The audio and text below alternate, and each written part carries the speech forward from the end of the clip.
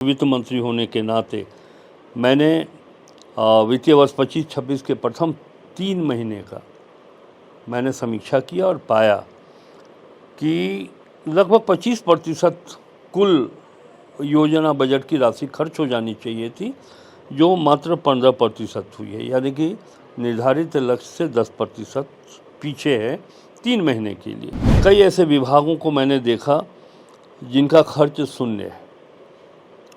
सवाल है कि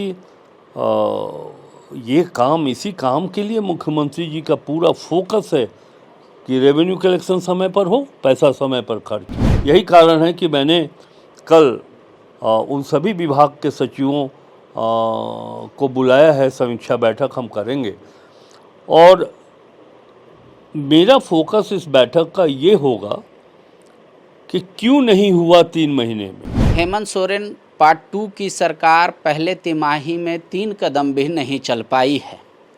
ये कहना इसलिए भी उचित होगा कि जब आप खर्च का आंकड़ा देखेंगे योजना मद का, तो कई विभाग शून्य पे बोल्ड हो गए हैं, तो कई विभाग ऐसा लगा कि रेंगने की कोशिश कर रहे हैं। ऐसा क्यों हुआ, क्या कारण है, यही हम जानने आए हैं। हमारे साथ राज्य के वित्त मंत्री राधाकृष्ण किशोर जी हैं। राधा जी, आपने तो 31 मार्च से पहले बजट दे दिया, तो प्रारंभिक तौर पे क्या कारण समझ में आ रहा है, क्यों नहीं खर्च कर पाए सारे विभाग आपके? पहले तो हम आपके उस बात से सहमत नहीं है जो आपने कहा कि हेमंत सोरेन सरकार 3 महीने 3 कदम भी नहीं चल पाई। ये हम हेमंत सोरेन जी की ही सरकार है कि राज्य में समुचित वित्तीय प्रबंधन, चाहे वो स्थापना मद में हो या योजना मद में हो, पूरी नज़र गवर्नमेंट की है कि खर्च की क्या स्थिति है, राजस्व संग्रहण की क्या स्थिति है। अगर ये मंशा सरकार की नहीं होती तो सार्वजनिक तौर पर लोगों को पता भी नहीं चलता कि कितना खर्च हुआ है, क्यों नहीं हुआ है।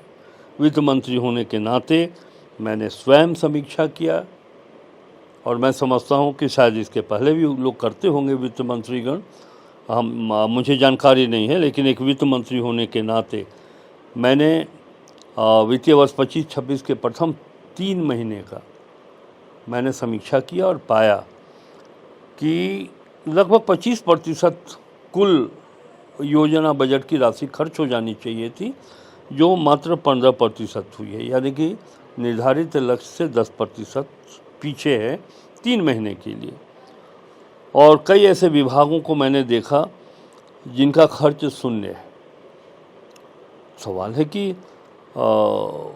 ये काम, इसी काम के लिए मुख्यमंत्री जी का पूरा फोकस है कि रेवेन्यू कलेक्शन समय पर हो, पैसा समय पर खर्च हो।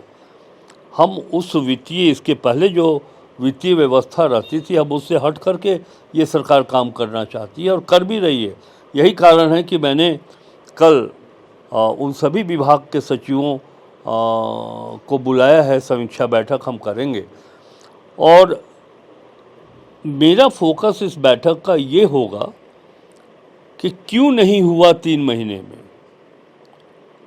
हम अगले 3 महीने में जो 25% खर्च करना चाहिए, कर लिया जाना चाहिए, वो 25% और इस 3 महीने में जो 10% कम हम चल रहे हैं, यानी कि 25-10-35% अगले 3 महीने में वित्तीय वर्ष के 6 महीना पूरा हो जाने पर कैसे खर्च होगा, क्या हम लोग वो रास्ता तय करेंगे कि अगले 3 महीने में हमारा जो राज्य के खर्च की स्थिति है योजना के विषय पर, वो 35% हम उपलब्धि हासिल कर लें।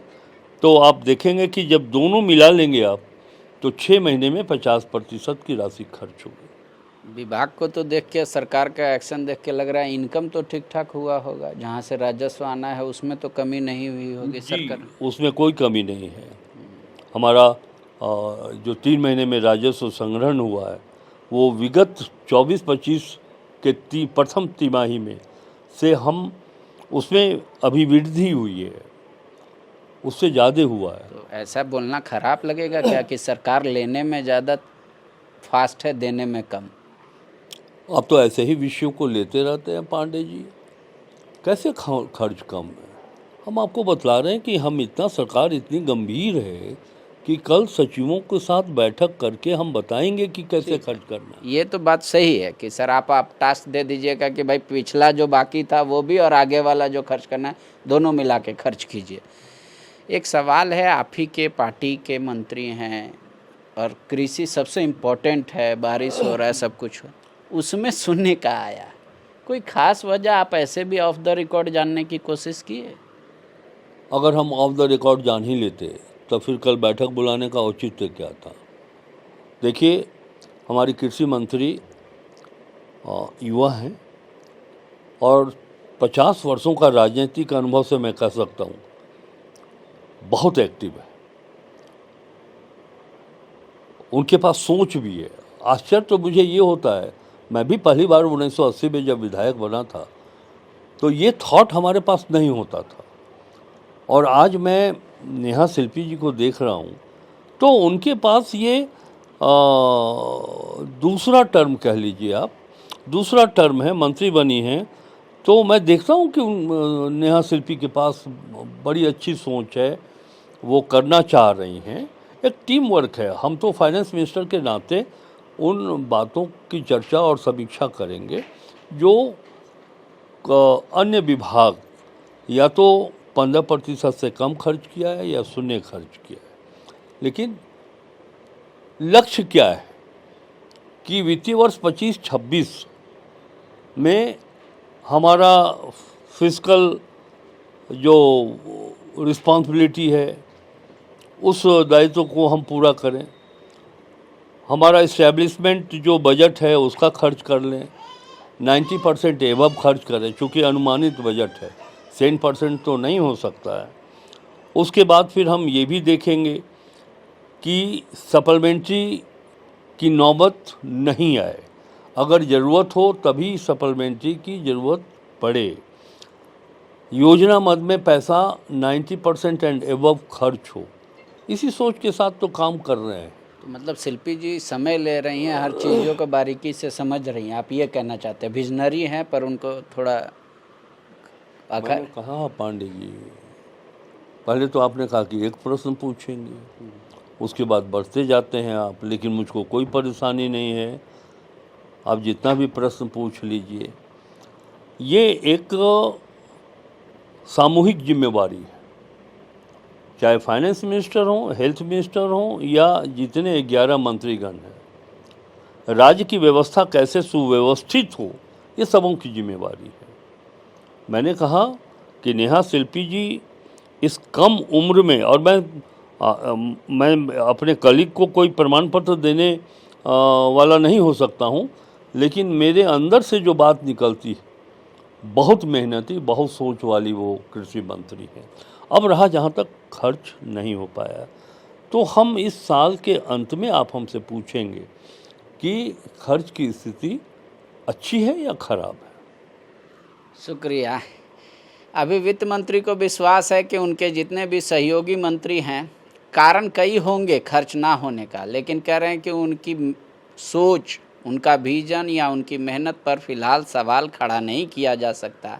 अब कल की बैठक में सचिव को क्या मंत्र मिलेगा, सचिवों को खर्च करने का तरीका क्या नया मतलब बताया जाएगा कि कैसे फास्ट किया जा सकता है काम, वो भी हम आपको दिखाएंगे। शुक्रिया। सरकारी परीक्षा की तैयारी का सबसे भरोसेमंद नाम NIBM। अच्छा कोचिंग ढूंढ रहे थे तो फिर गूगल में ही बताया कि यहाँ का रेटिंग भी बहुत अच्छा था। पुरुलिया से आए हैं यहाँ पर कोचिंग करने के लिए। NIBM के बारे में मेरे एक भैया हैं जो पिछले साल ही बैंकिंग यहीं से प्रिपरेशन किए और इस बार IBPS PO में सिलेक्शन लिए। मेरा अभी फाइनल सिलेक्शन हुआ है RRB PO में, उत्तर बिहार ग्रामीण बैंक में। मेरा फाइनल सिलेक्शन RRB PO में हुआ है। गोल, जहां 27 वर्षों के सफर में 17,000 से भी अधिक छात्रों ने डॉक्टर एवं इंजीनियर बनकर भरे सफलता की ऊंची उड़ान, जहां साधारण छात्र भी झारखंड टॉपर्स बनकर बना रहे इतिहास। दूरदर्शी शिक्षाविद श्री विपिन सिंह के मार्गदर्शन में मेडिकल एवं इंजीनियरिंग के लाखों छात्रों के लिए आशा की किरण के रूप में गोल नेशंस लीडिंग इंस्टीट्यूट बायोम सिर्फ मेडिकल प्रिपरेशन का संस्थान। बायोम से लगातार दूसरी बार नीट यूजी में 700 मार्क्स पार। 10th पास स्टूडेंट्स के लिए फाउंडेशन कोर्स, 11th पास स्टूडेंट्स के लिए फ्रेशर कोर्स और 12th पास स्टूडेंट्स के लिए टारगेट कोर्स 17 अप्रैल से शुरू हो रहे हैं। कॉल 7360066190 और visit Biome, circular road near women's college and Hinoo, Ranchi. thefollowup.in. Like, share and subscribe. www.thefollowup.in